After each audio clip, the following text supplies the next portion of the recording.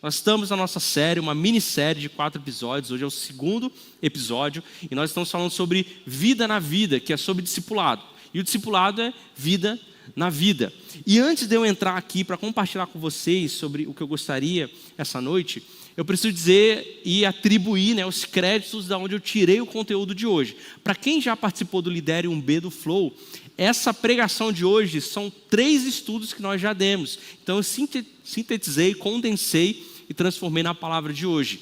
E eu peguei esses estudos, eu transformei esses estudos a partir de uma pregação do pastor Douglas Gonçalves, também de um podcast com a Tamires Garcia e de um livro chamado Uma Igreja Chamada Tove.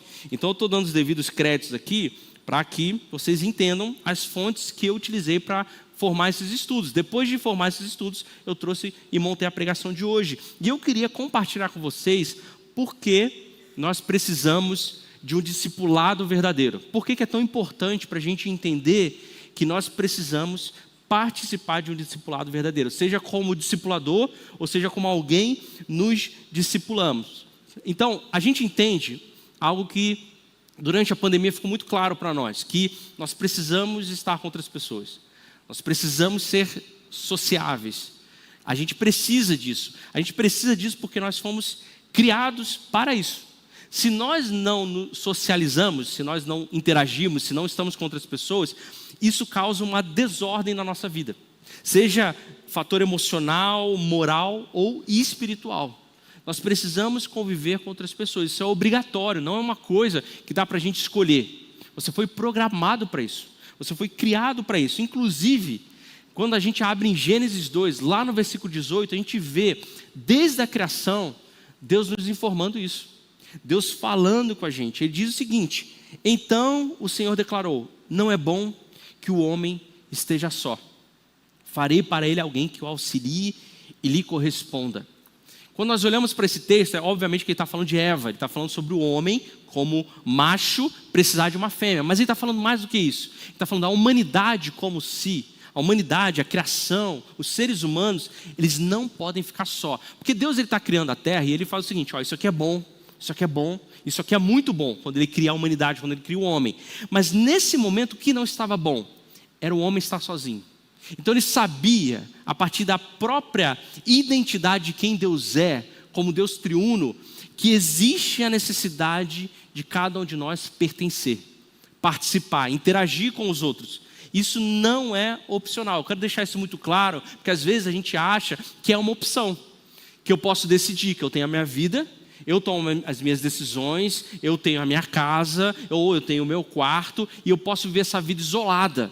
Você pode viver assim por um tempo, mas naturalmente a sua vida vai rumar para o caos, para a destruição emocional, moral ou espiritual. Não tem como você fazer isso. Então, ninguém foi criado para a gente viver sozinho. Por que nós decidimos se distanciar? Porque ou a gente tem medo das pressões das pessoas à nossa volta, ou a gente tem medo de alguma coisa, ou a gente tem vergonha, ou principalmente por causa da pressa, da correria. Por causa da pressa e da correria dos nossos dias, a gente deixa de se relacionar, porque a gente está ocupado demais.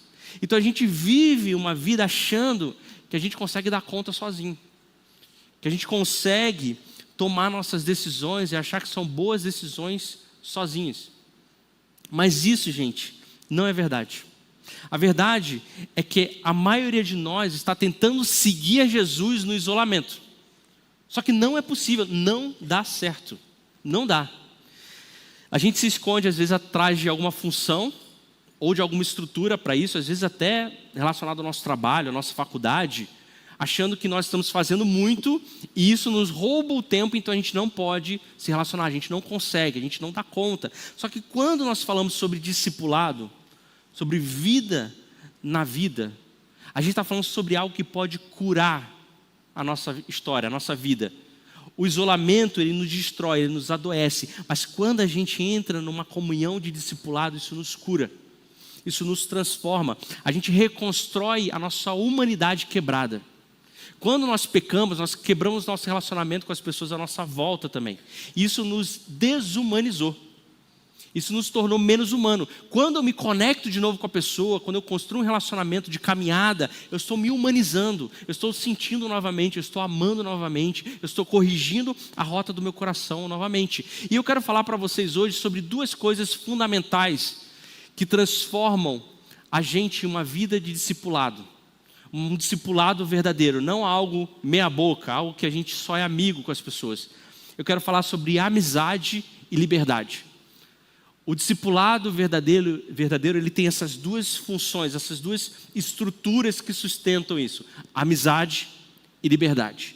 E a primeira coisa que eu queria falar é sobre amizade, sobre nós termos amigos verdadeiros, alianças. Então, quando nós falamos sobre discipulado, não é só sobre ensinar, não é sobre uma pessoa que sabe mais, uma que sabe menos, e ela tem conhecimento e ela acaba ensinando mais a pessoa. A gente está falando sobre caminhar junto, repartir a vida, ouvir e ser ouvido.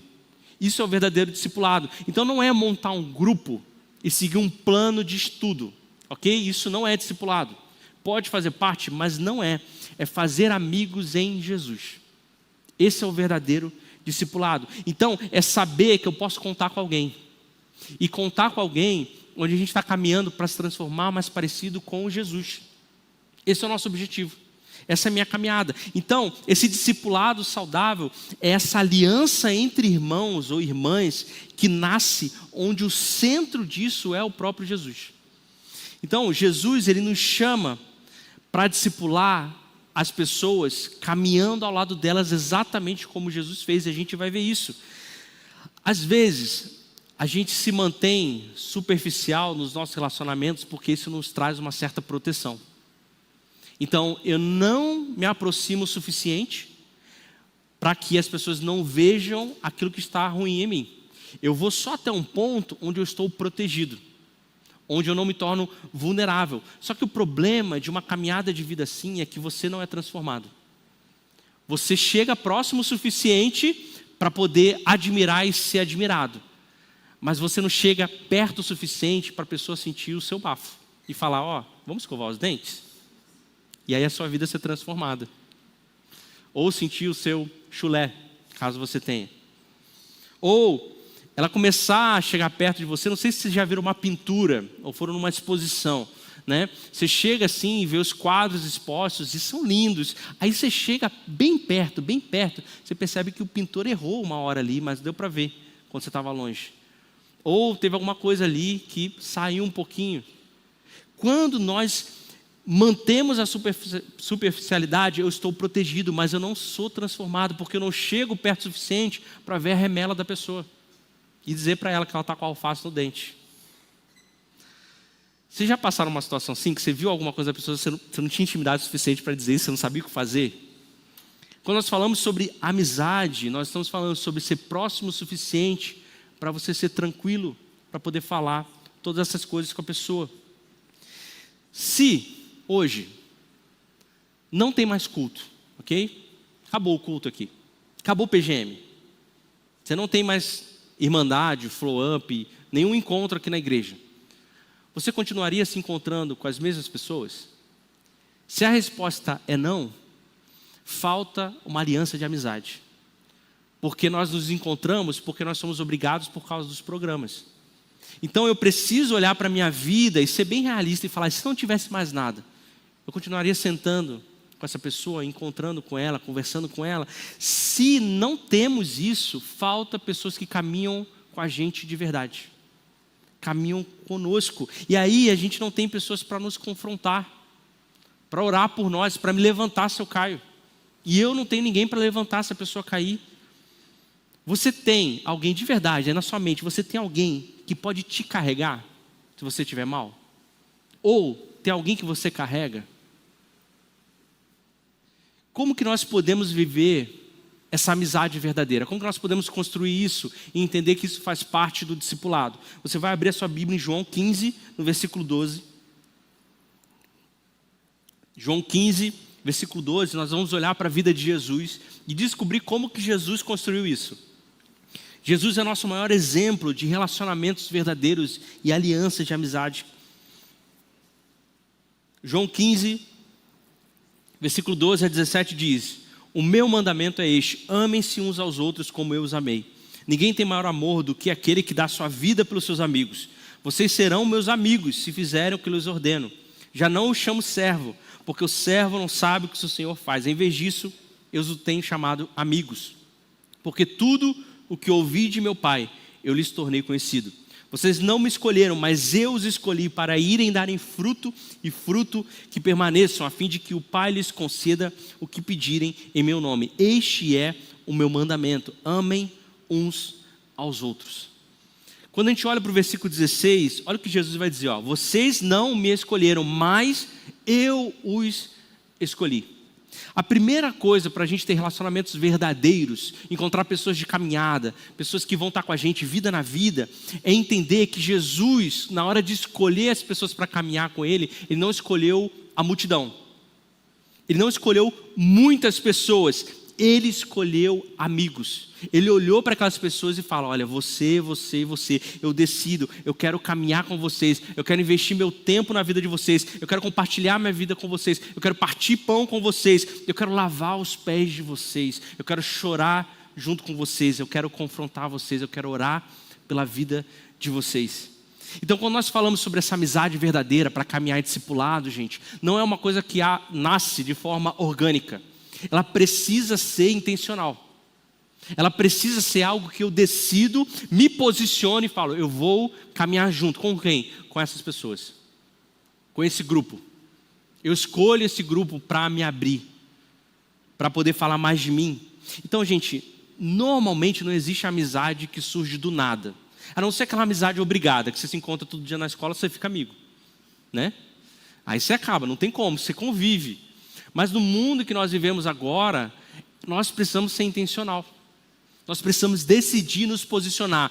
Eu preciso de amigos verdadeiros? Sim, ok. Então quem são as pessoas que eu quero estar junto? Que eu quero caminhar mais próximo? Eu preciso alimentar isso. Eu preciso estar junto. Eu preciso investir tempo. Abrir espaço na minha agenda para isso, gente. Quando você olha para a sua agenda hoje, provavelmente assim como eu, você precisa reorganizar ela para ter mais nomes e menos reunião, menos compromisso. Ter mais café com fulano, casa de ciclano. Nós precisamos colocar isso na nossa agenda. E sabe o que é muito engraçado? Se você é como eu, você deveria sentir vergonha disso, eu sinto. Quais são os primeiros compromissos que a gente desmarca? Com as pessoas mais próximas. É amigo mesmo, ele não vai ligar. Deixa eu ligar aqui, fulano, surgiu um imprevisto, tem que dormir à tarde. Está chovendo, não vou conseguir. Então, normalmente são essas pessoas que a gente desmarca primeiro. As mais próximas. A que a gente precisa investir mais, estar mais junto. Então a nossa agenda, ela tem que ser reorganizada para que a gente comece a entender o que é prioridade. A prioridade é estar com pessoas. É estar junto, gente. Isso faz parte até de ser hospitaleiro. De estar na casa dos outros ou deixar as pessoas irem até a sua casa. Nós precisamos de mais mesa e menos lanche fora de casa. Quer pedir? Pede, mas vá para a casa de alguém e fica conversando. A amizade, gente, ela se constrói ao redor da mesa e do sofá. Uma das coisas que eu mais aprendi com a família da Mari, da minha esposa, foi que o estilo de vida da minha família é completamente diferente do dela. A gente, vivendo numa cidade grande como o Rio, cada um tinha o seu tempo, a sua agenda. Então a gente comia cada um no seu horário, que dava. Eu tenho o costume de sair da mesa dando a última garfada, já para botar o prato na pia para sair embora. Eu faço isso. Quando eu fui visitar a Mari a primeira vez, a gente ainda era namorado. A gente sentou para tomar café. E aí a gente foi tomando café e as pessoas continuaram na mesa. E eu fiquei impressionado. Falei, gente, vamos para a praia, vamos sair. E elas foram ficando. Aí deu 10 horas, deu 11. E emendou no almoço. E eu falei, galera, não sai da mesa, o pessoal gosta. Mas era risada, era zoação, era conversa. E aí foi até uma hora que eu falei, não, gente, peraí, eu preciso levantar aqui, não aguento mais ficar sentado. Aí já era 3 horas da tarde. Mas é costume deles fazer isso. Para mim era estranho por causa do estilo de vida. Mas eu percebi que é ali que realmente as coisas acontecem. Recentemente a gente teve uma reunião que nós temos todo mês dos pastores à noite. E a gente sempre vai para a casa do pastor Ronaldo. E aí, normalmente são reuniões que a gente ora por alguma coisa, que a gente fala sobre alguma coisa. Mas dessa vez foi muito legal porque a gente começou a conversar sobre não é besteira, coisas normais da vida. Qualquer coisa. Começamos a falar. Quando a gente viu, já era 11 horas da noite. O Pedrinho, coitado, morrendo de sono. E a gente em volta da mesa, a gente não saiu da mesa. Então nós precisamos de mais mesa, menos televisão e mais mesa. Eu já falei isso para os líderes, eu vou repetir aqui. Lá em casa a gente teve uma decisão muito importante para fazer. Ou a gente comprava uma televisão nova, que a nossa televisão ela desistiu. Você ligava, ela desligava sozinho. Você ligava no YouTube, ela desistiu. E aí nós falamos, vamos comprar uma televisão nova. Só que a nossa mesa é a mesa que a gente casou. A mesa e cadeira, 4 lugares ali, simplesinha, daquelas bem mais baratas assim que você acha nas lojas. E a gente falou, o que a gente faz? Aí a gente tomou uma decisão, vamos comprar uma mesa nova, com mais lugares, que aqui é o lugar mais importante. E aí até honrar a vida do Luiz e da Gabi, eles ouviram eu falando isso uma vez, a primeira coisa que eles fizeram na casa deles foi comprar uma mesa nova, de 6 lugares, para receber os supervisores. Então, nós precisamos disso. E, gente, não é receber todo mundo. A partir de agora, pronto, eu vou chamar todo o meu PGM, o dia todo nós vamos estar lá em casa, o tempo todo. Não. A gente está falando sobre escolher pessoas de forma intencional para a gente repartir a jornada. Não é escolher pelo que a pessoa merece. Ele merece, esse aqui é meio ruinzinho, é chato, não quero, não. Mas é decidir orar a Deus e falar, Deus, quem são as pessoas que intencionalmente eu vou investir para caminharem na jornada comigo? Assim como Jesus fez, que ele escolheu os apóstolos para estarem com ele e escolheu os 3 mais próximos. A segunda coisa, no versículo 12, o mandamento é este: amem uns aos outros como eu os amei. Nós precisamos dizer mais, eu te amo. Eu te amo. Eu sei que para os homens isso é um pouco mais difícil, né? Mas nós precisamos ter esse compromisso espiritual de amor. Esse compromisso de amar as pessoas acima de tudo. Nós precisamos mostrar que o outro é mais importante, não uma tarefa. Líderes de pequenos grupos, os outros são pessoas mais importantes. Eles não são uma tarefa para ser executada nos pequenos grupos. Então, nós precisamos demonstrar que vale a pena caminhar com essa pessoa. Vale a pena caminhar junto. E quando nós amamos, nós permanecemos nos dias bons e nos dias ruins. Jesus escolheu os 12 principais ali, certo? Você acha que ele não sabia que Judas ia trair ele? Que Pedro ia negar, que os outros 10 iam abandonar, mas ele resolveu, ele decidiu, não, eu amo eles, eu vou permanecer, eu sei, um vai me trair, um vai me negar, os outros 10 vão me abandonar, eu vou ficar sozinho e abandonado, mas ainda assim eu decido permanecer, porque é isso que amigos fazem, nos dias bons ou nos dias ruins, nós permanecemos, e muitas coisas estão sendo quebradas por pouco, gente, por pouco. Ano que vem é ano de eleição, 2026. Gente, em nome de Jesus, se política é algo importante para você, não fale sobre isso se for ferir as pessoas à sua volta. Esquece isso, gente. Esquece, nenhum político vai nos salvar, nenhum partido político vai nos salvar, o que nos salva é Jesus. Nós votamos porque nós precisamos exercer isso, mas Jesus é o fim. Então, não deixe que as alianças sejam quebradas por pouco. Nas últimas eleições, a gente teve vários problemas. Pessoas saindo de PGM por mensagens colocadas nas redes sociais. A gente, às vezes, quer a conexão por conveniência, né? Mas a gente não está procurando vínculos duradouros. Nós precisamos das pessoas, de amizades que suportam, que mesmo elas falhando com a gente, assim como falharam com Jesus, nós permanecemos. Discipulado não é sobre quem ensina mais, é sobre quem fica, quem permanece na caminhada. A terceira coisa é sobre vulnerabilidade. No versículo 15 diz, já não os chamo servos, porque servo não sabe o que o seu Senhor faz. Em vez disso, eu os tenho chamado amigos, porque tudo o que eu ouvi de meu Pai, eu lhes tornei conhecido. Jesus compartilhava tudo. Tudo.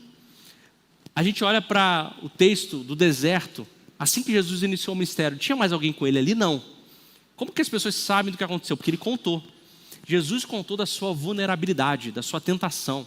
Ele não pecou, mas ele contou dos momentos difíceis que ele passou. Então, quando nós falamos sobre caminhar em amizade, nós damos as notícias boas, nós falamos dos milagres, mas também nós compartilhamos as angústias, as dores, a cruz que nós carregamos. Se a nossa amizade não transforma, ela é baseada simplesmente em performance, naquilo que eu pareço, naquilo que eu faço. Se a amizade não me transforma, gente, é porque eu estou só usando aquela máscara. Então é nas coisas boas e nas coisas ruins. Eu compartilho, eu falo. A quarta coisa sobre amizade é proximidade.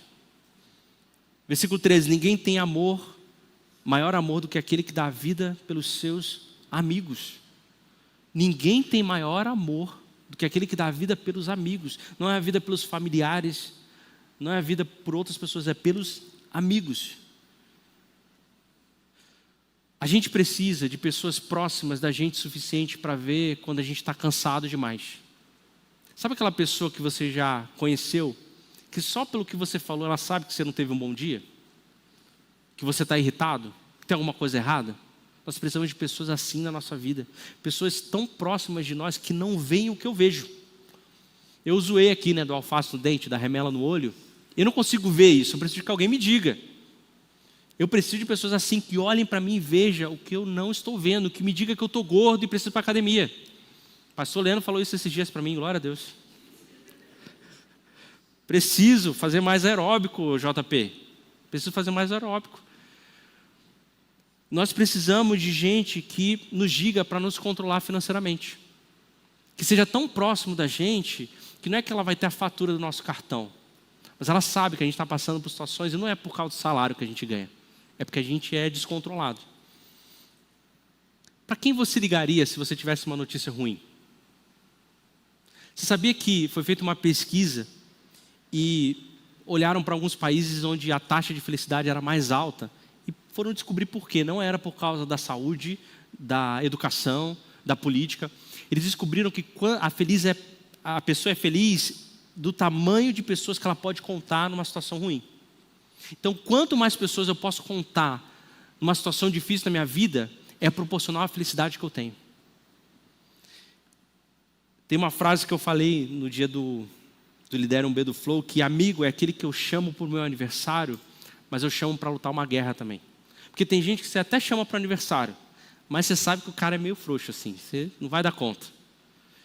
E tem gente que é ponta firme, mas é chato. Amigo é aquele que eu chamo para estar do meu lado no dia bom do meu aniversário, mas é o dia que eu estou lutando, que eu estou triste, que eu estou mal, que ele está do meu lado junto comigo. É aquele cara que eu posso contar, que está comigo até o fim. Então o discipulado não é quem ensina, é quem permanece. É sobre amizade, é sobre ter amigos. E quinto e última coisa, nesse pilar de amizade, nós precisamos de pessoas que caminhem na mesma missão que a gente. Versículo 16 diz: vocês não me escolheram, mas eu os escolhi para irem e darem fruto. Fruto que permaneça, a fim de que o Pai lhes conceda o que pedirem em meu nome. A amizade verdadeira é aquela que a gente constrói caminhando no mesmo caminho, na mesma direção, ombro a ombro, olhando para Jesus. Então, quando nós falamos sobre cumprir a missão, nós estamos falando sobre olhar para o reino. Olhar para aquilo que as pessoas precisam executar para estabelecer o reino sobre essa terra. É por isso que quando nós falamos sobre relacionamentos, nós não estamos querendo ser chatos e estragar prazer, dizendo que você não pode namorar alguém que não é cristão. Você pode fazer isso, você pode fazer o que você quiser, não tem problema nenhum. Mas quando nós falamos sobre a seriedade do relacionamento, nós estamos falando, gente, precisamos de pessoas que têm a mesma missão, que olhem para o mesmo foco, que caminhem juntos, ombro a ombro, olhando em direção a Jesus. Se você não está num relacionamento assim, naturalmente alguém vai para o outro lado e vai levar o outro junto. Então nós temos que estar juntos. Então discipulado não é uma amizade que gira em torno de nós mesmos, mas que quando eu encontro com a pessoa, eu saio mais parecido com Jesus e ela também. Eu saio mais próximo de Jesus, eu saio mais santo. Então o discipulado verdadeiro precisa de pessoas que caminhem junto com a gente nessa amizade. Então nós não queremos uma amizade qualquer, a gente quer uma amizade que seja intencional, que persevere mesmo nos dias ruins, que seja hospitaleira, que a gente esteja junto ao redor da mesa, que seja vulnerável, que esteja próximo o suficiente para ver aquilo que eu não estou vendo, mas principalmente que seja missional. A gente sabe o que a gente quer. A gente tem profissões diferentes, ideias diferentes sobre alguns aspectos, mas a gente tem algo em comum. Nós queremos mais a Jesus. Nós queremos mais a Jesus. Eu quero fazer uma pergunta para vocês. Quem hoje vem à sua mente quando você pensa em confronto? que é uma pessoa que pode te confrontar, que pode te levantar, que pode te encorajar. Se não tem um nome na sua cabeça agora, eu quero te encorajar a você orar por alguém, para Deus colocar essa pessoa sobre a sua vida, para Deus colocar essa pessoa junto, caminhando com você. Quem que hoje você pode construir alianças espirituais? Se vocês se mudarem e se encontrarem 10 anos depois, parece que é a mesma amizade, a mesma aliança que foi feita. A segunda coisa que eu quero falar, o segundo pilar hoje é liberdade. O verdadeiro discipulado, ele precisa ter amizade e liberdade. E uma das frases que eu já usei também, pessoal do Liderium B, é que ninguém te deve nada e você não deve nada a ninguém. Isso aqui parece ser uma frase muito dura, né? Mas ela é uma frase muito libertadora, porque o que nós estamos falando não é sobre ser insensível, no sentido de que, não, ninguém me deve nada e eu vou caminhar sozinho e eu não devo nada a ninguém, não estou nem aí. É no sentido de que eu não preciso resolver tudo de todos. Eu não preciso o tempo todo carregar o peso do mundo nas minhas costas, como se eu tivesse a obrigação de fazer isso. Essa não é minha missão, gente. Salvar os outros é a missão de Jesus, e Ele fez isso muito bem. Eu não tenho essa missão. Eu caminho junto, eu permaneço, mas é entender que eu estendo a mão para caminhar junto com a pessoa, não que eu vou resolver o problema dela. Então, nesse sentido, eu não devo nada a ninguém. Eu não tenho como dever, porque eu não tenho nada. E ninguém me deve nada, eu não posso cobrar isso de ninguém. Então, o discipulado, ele não é para formar seguidores meus, como se as pessoas me devessem algo. Ele é feito para formar seguidores de Jesus. A gente deve algo a Ele. Eu devo algo a Ele. E é Ele que eu sigo e eu chamo os outros para caminhar junto comigo, nessa caminhada. Então, quando eu entendo isso, ao mesmo tempo que eu me torno seguro, eu entendo que eu não preciso provar nada para ninguém. A única pessoa que eu preciso provar é para Jesus. E olha só, eu já tenho tudo que eu preciso. Eu já sou salvo, eu já sou amado, eu já fui alcançado, eu já fui transformado, eu já fui glorificado, que eu vou ser, mas em parte eu já fui. Então eu não preciso de mais nada, não no sentido que, aí é incongruente com o que a gente acabou de falar, no sentido de minha vida, meu espiritual, eu caminho junto, mas eu não cobro nada de ninguém como se as pessoas devessem algo para mim, emocionalmente, espiritualmente. Eu não estou falando de uma deslealdade, de falta de amizade, mas eu estou falando de um caminhar de discipulado sem opressão, sem manipulação emocional ou sem controle, tanto da minha parte quanto da parte da pessoa. Então, quando nós olhamos para a liberdade que Cristo nos alcançou, Ele nos chama para viver essa vida. É por isso que muita gente tem medo da palavra discipulado. Muita gente tem medo, porque o que normalmente acontece, ou as pessoas já viveram essa experiência, é que elas pensam, poxa, depois de tudo o que eu investi nessa pessoa, ele pelo menos podia ter me agradecido, né? Dediquei meu tempo, orei noites pela vida dele, e ele se desviou, ele foi embora do PGM. Ou então, eu orei, eu aconselhei, eu compartilhei, mas ele tinha que ter permanecido aqui na igreja, e ele está perdido aí. Isso só nos mostra que a gente entendeu errado sobre discipulado e acha que discipulado é dívida. Se eu investir, a pessoa tem que me pagar de volta de alguma forma. Se isso não acontece, eu me frustro. Só que quando eu entendo que a pessoa não me deve nada, eu vivo uma vida liberta, servindo, orando, mas entendendo que caso a coisa não aconteça, eu não posso salvar essa pessoa. Quem salvou é o Senhor Jesus. Ou então, se você não quer ser discipulado, o pensamento que vem na sua cabeça é: e se a pessoa que está me discipulando, caminhando comigo, desistir no meio do caminho, eu vou ficar sozinho? Ou então, será que ele vai reconhecer todo o esforço que eu faço, tudo que eu tenho investido na obra? Ou será que ele vai me corresponder como eu espero? A expectativa de um discipulador que vai estar sempre presente. Aí eu estou achando que as pessoas me devem alguma coisa, precisam me dar alguma coisa. Só que isso não é verdade. Discipular, gente, ela não é uma troca, não é investimento e retorno. Discipular é servir, é acompanhar, é estar junto, é caminhar. E aí eu quero que vocês abram 2 Coríntios, no capítulo 11. 2 Coríntios, capítulo 11, versículo 4. A igreja de Corinto é uma igreja que só dava problema, só dava BO, só tinha BO. Então, Paulo escreve as cartas só para resolver esses BOs. Era uma das igrejas mais problemáticas que nós temos de história, principalmente na Bíblia. Então, quando nós olhamos para 2 Coríntios, lá no versículo 11, olha só o que aconteceu.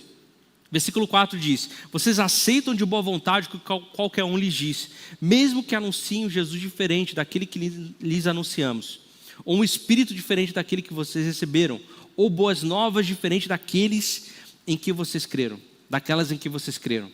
Contudo, não me considero em nada inferior aos tais super apóstolos que ensinam essas coisas. Posso não ter técnica de um grande orador, mas não me falta conhecimento, deixando isso bem claro a vocês de todas as formas possíveis. O que está acontecendo aqui? Paulo plantou uma igreja, evangelizou a galera começou a se converter, discipulou, caminhou junto, dedicou, investiu, e ele estava sendo agora cancelado. As pessoas olharam para Paulo e falavam: olha, Paulo, você comparado a esses super apóstolos que estão chegando aqui, eles são muito melhores que você. Então você imagina o coração do apóstolo Paulo olhando para a situação e falando assim: nossa, eu evangelizei vocês, dediquei, investi, plantei a igreja, discipulei, e agora vocês estão me descartando por pessoas que vocês acham que são melhores do que eu. Imagina a posição que o apóstolo Paulo está. Ele era julgado, sabe por quê? Porque ele era pobre. O apóstolo Paulo fazia tendas para pagar suas contas, para sobreviver. E eles olhavam para o apóstolo Paulo e falavam: olha, talvez esse tipo de vida que você está levando é uma vida de alguém que não é abençoado. Porque quem é abençoado mesmo tem muita riqueza, tem grana. Isso parece um pouco do que a gente ouve, né? Na verdade não, só acontecia aqui, hoje em dia não acontece mais isso. Então ele era preso, açoitado, perseguido. Então as pessoas olham para ele e falam: olha, Paulo, você é um coitadinho. Entre você e essa galera que é mais legal, a gente prefere essa galera. Eles são muito melhores que você. Só que aí, e eles dizem porque ele era melhor, né? Porque eles falavam melhor, que eles tinham mais oratória, que eles pregavam melhor. E aí Paulo, ele olha para essa situação, imagina, ele sendo questionado. Os resultados que Paulo teve são os resultados gigantescos. Ele era o maior apóstolo, o maior missionário que nós temos, o maior plantador de igreja da história da igreja que nós temos. E ainda assim, ele era questionado. Você imagina que você, uma pessoa, olhando para o apóstolo Paulo, né? Quem somos nós? Você acha que a gente não vai ser questionado? Que as pessoas não vão olhar para a gente julgar e falar: ó, entre você e o outro PGM ali, o outro é muito melhor, muito mais legal, muito mais interessante. Gente, se apóstolo Paulo foi, imagina a gente, quem somos nós, né? Mas isso aí começa a surgir no nosso coração, esse perigo grande da comparação. Só que quando nós olhamos para o apóstolo Paulo, ele fez exatamente o contrário do que a maioria de nós fazemos. Se tem um retrato muito bom sobre comparação, está lá em João 21, versículo 18. Jesus chega para Pedro e fala o seguinte: Pedro, você vai morrer, hein? E vai ser ruim a sua morte. Você vai morrer mal. Quando a gente ouve isso da boca de Jesus, o que deveria acontecer com a gente? Meu Deus, desespero, né? Como assim, Jesus? Eu vou morrer e vai ser uma morte terrível. Sabe o que Pedro faz? Ele olha para João e fala: mas e João? Tipo, ele está se comparando, em vez de olhar para o umbigo dele e falar: meu Deus, eu vou começar a orar agora, desesperado, porque eu vou morrer e vou morrer feio. Mas ele vai e olha para João: mas e João? Aí Jesus, né, de uma forma muito doce, fala: olha, o que te interessa, João? Né? O que você quer saber? Se ele for morrer, ele vai morrer. Se não for, não vai. Isso é um problema meu. Olha para você e para aquilo que eu estou te falando. Então a gente começa a olhar para as outras coisas, porque falta segurança no nosso coração, porque nós comparamos, nós olhamos. As redes sociais, gente, isso é um mal tremendo. Sabe por quê? Antigamente, quando você tinha contato com as pessoas, você não sabia da vida delas. Você tinha que conversar com elas para conhecer. Hoje em dia, você abre o Instagram, você sabe tudo da vida do outro. Então a pessoa mais poderosa e rica é o seu vizinho de Instagram. Não dá para comparar. Não tem como. Mas isso é o local que a gente vive hoje. Então, o que Paulo fez? E é o que nós devemos fazer diante de uma situação onde nós estamos caminhando com outras pessoas em discipulado. A primeira coisa é que Paulo sabia qual era o seu valor. Versículo 5. Olha o que Paulo vai dizer. Contudo, não me considero em nada inferior aos tais superapóstolos que ensinam essas coisas. Paulo está dizendo o seguinte: olha, eu sei que vocês estão falando aí, mas eu olho para mim e olho para eles, eu não sou nem um pouco inferior a eles. Eu sei quem eu sou. Eu sei do conhecimento que eu tenho, eu sei da vida que eu levo, eu sei quem eu sou em Jesus, eu sei como eu fui alcançado, na minha história que foi transformado. Então o que vocês pensam sobre mim, eu não estou nem aí. Eu não estou nem aí. Eu olho para a minha vida e eu sei que Deus está comigo e isso é suficiente.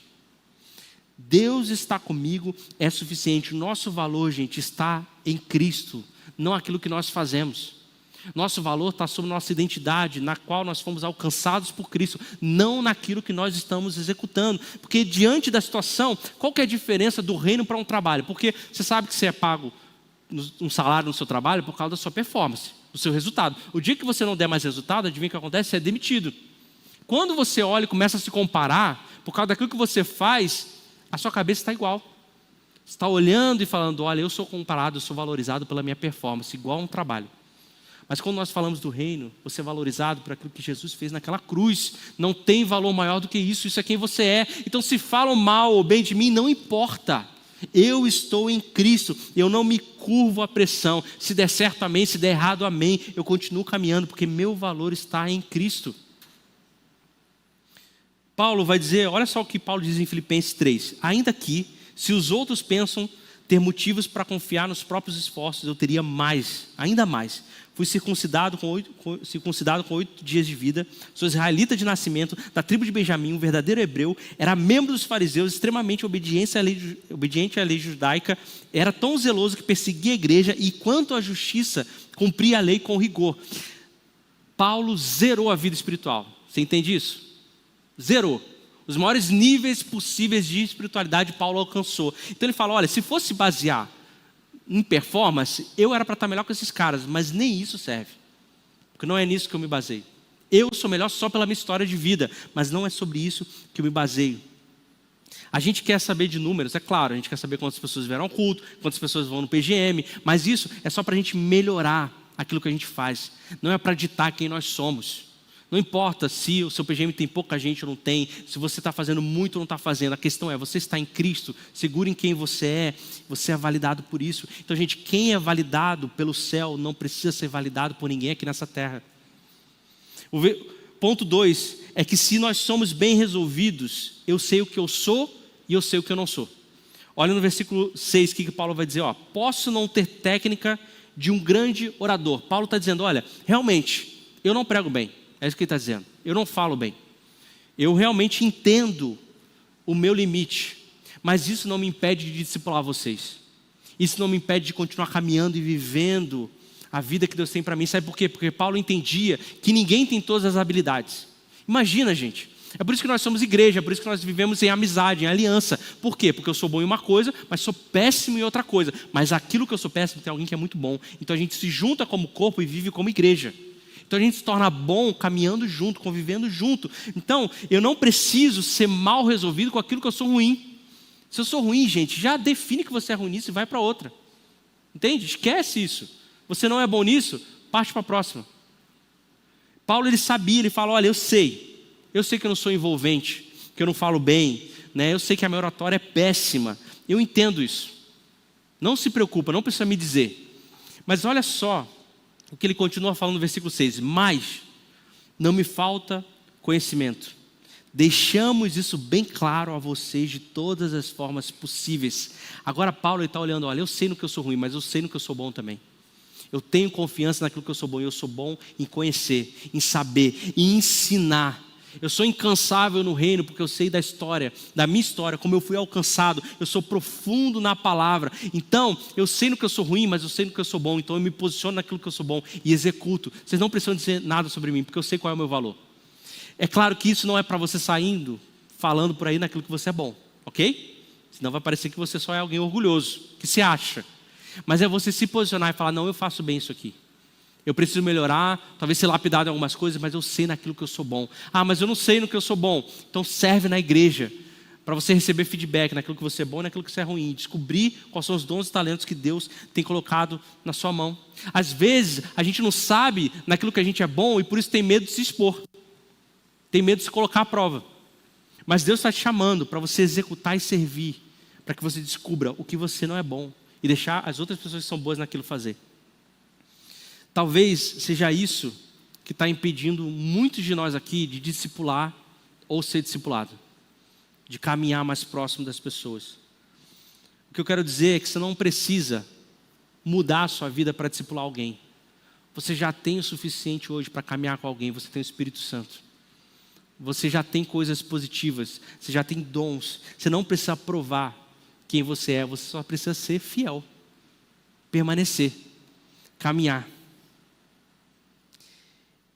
E a terceira e última coisa que esse pilar de liberdade nos traz é que nós precisamos valorizar a forma que Deus nos usa.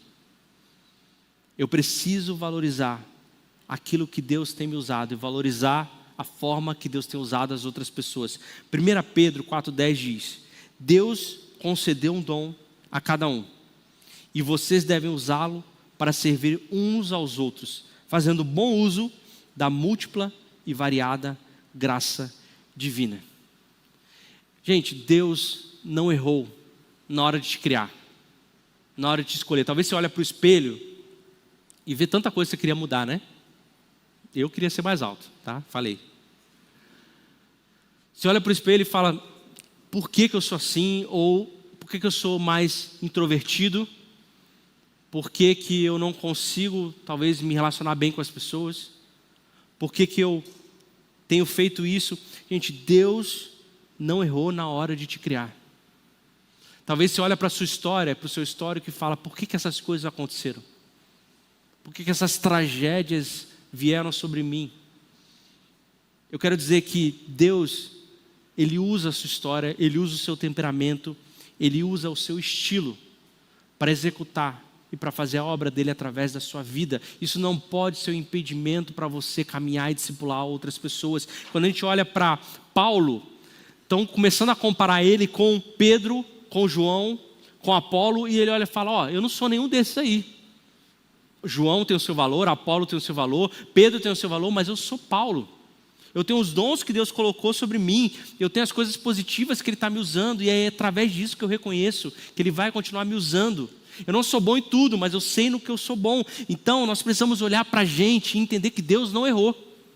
A forma que eu falo, o timbre de voz que eu tenho, a cor dos meus olhos, do meu cabelo, a forma que o meu cabelo é, Deus não errou. Tudo isso Deus quer usar na multiforme graça dEle para discipular outras pessoas, para se conectar com outras pessoas. A Mari, quando ela pregou no retiro, ela falou da história dela, da história de um pai que abandonou. Quantas pessoas não se conectaram com isso? É triste, é terrível ter uma família assim. Mas quantas vezes a nossa história tem sido usada como instrumento de Deus para transformar a vida de outras pessoas que estão passando pela mesma coisa, pelo mesmo trauma, pelo mesmo abuso. Então a gente olha para a gente e fala: gente, a vida é difícil. As tragédias da vida são terríveis, mas Deus não perdeu o controle. Isso não é limite e bloqueio para que eu possa caminhar com outras pessoas. Falta descobrir em nós que Deus quer abençoar as pessoas através de nós, através da nossa história, através dos dons. Então um discipulado saudável, ele reconhece que eu não devo nada a ninguém, e também ninguém me deve nada. Então quando nós olhamos para essa verdadeira segurança que nós precisamos ter, eu sei o meu valor. Eu sei aquilo que eu sou bom, mas aquilo que eu não sou. E eu não entro em crise com isso. E eu sei que Deus me usa da forma que Ele me criou. E eu preciso valorizar isso. E eu preciso valorizar as formas que as pessoas usam as outras pessoas. E como que nós entramos nesse discipulado? Porque nós falamos sobre amizade, nós falamos sobre liberdade, e nós entendemos que nós precisamos discipular. Isso não é uma opção. Eu preciso, mas eu preciso encontrar essa amizade, eu preciso encontrar essa liberdade. Como que nós podemos fazer isso? Como que eu posso descobrir isso? Quando nós olhamos para a vida de Paulo, por que ele era tão seguro e entendia o seu valor? Porque ele tinha humildade. Sabe o que é humildade? Humildade não é eu saber o que eu sou bom e saber o que eu sou ruim. Humildade é eu pensar não menos de mim, mas é não pensar em mim. O verdadeiro discipulado, com essa amizade verdadeira e com essa liberdade, onde eu não devo nada a ninguém, ninguém me deve nada, ela é encontrada nesse caminho onde eu entendo que eu não penso mais em mim. Eu não tenho mais nada do que pensar sobre mim. Quando nós abrimos Filipenses 2, o mesmo Paulo diz: tenham a mesma atitude demonstrada por Cristo Jesus. Embora sendo Deus, não considerou que ser igual a Deus fosse algo que devesse se apegar. Jesus, ele se esvaziou, ele mostrou o caminho, ele disse, olha, a verdadeira segurança, ela vem do esvaziamento, não da comparação. Não daquilo que você sabe, não da força do seu braço. Então, enquanto eu for o centro, eu vou sentir que as pessoas me devem algo. Ou eu vou sentir que eu tenho que agradar as pessoas. Eu vou ficar vivendo uma vida toda tentando justificar, tentando me defender ou me provar. Mas quando Jesus é o centro, eu começo a servir com amor, o discipulado se torna algo leve, eu consigo viver uma vida de liberdade. O discipulado saudável, ele nos lembra que nós precisamos fazer igual Jesus, que não viveu debaixo de uma vida de pressão, mas de compaixão. Que não exige perfeição, mas alguém que nos convida para a mesa, para a gente conversar, contar das nossas vulnerabilidades, contar do nosso dia ruim, enxergar aquilo que nós não estamos enxergando. Um verdadeiro discipulado, ele não nos usa, mas ele nos cura, exatamente como Jesus fez. Ele não nos prende, mas ele nos liberta. Então nós queremos entrar nesse caminho de discipulado. A primeira coisa que nós precisamos fazer é que ele começa com a cruz, com a morte, com o esvaziamento, mas ele continua por um caminho de ressurreição, sabendo que Cristo nos convida a morrer para a nossa competição, para a nossa vaidade, para o nosso ego, nos convida para viver com Ele, para viver uma vida de liberdade e segurança e saber que eu estou com Ele. Eu não discipulo para conquistar a cruz, eu discipulo porque eu fui alcançado por ela. Eu caminho a minha vida assim. E agora eu queria dar dois pontos práticos para você. Para você que está buscando essa amizade, buscando essa liberdade, precisa viver uma vida de discipulado, sabe que precisa viver uma vida de discipulado. Eu quero que você, na sua cabeça, você pense em 2 amigos, amigas, 2 pessoas que você vai decidir intencionalmente se posicionar e se aprofundar espiritualmente com essa pessoa. Você vai pensar em 2 pessoas.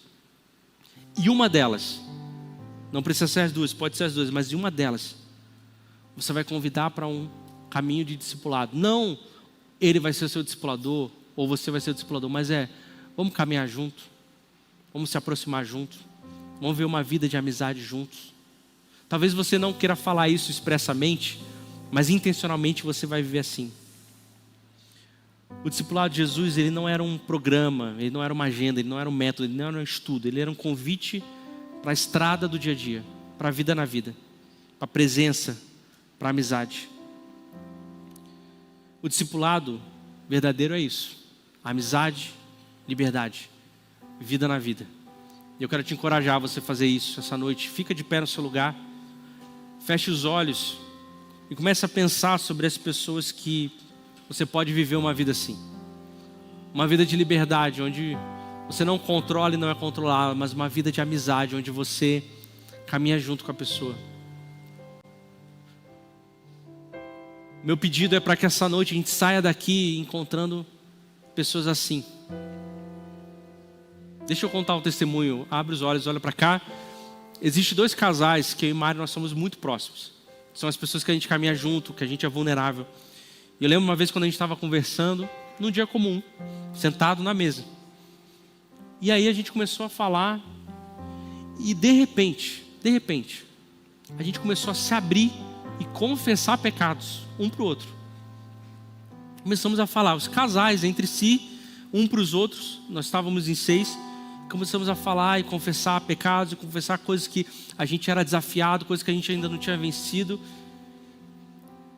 E a gente conversando, e eu tive uma impressão muito forte naquele momento, eu compartilhei com eles, eu falei, olha, aqui mais do que em qualquer outro lugar, eu estou ficando mais parecido com Jesus.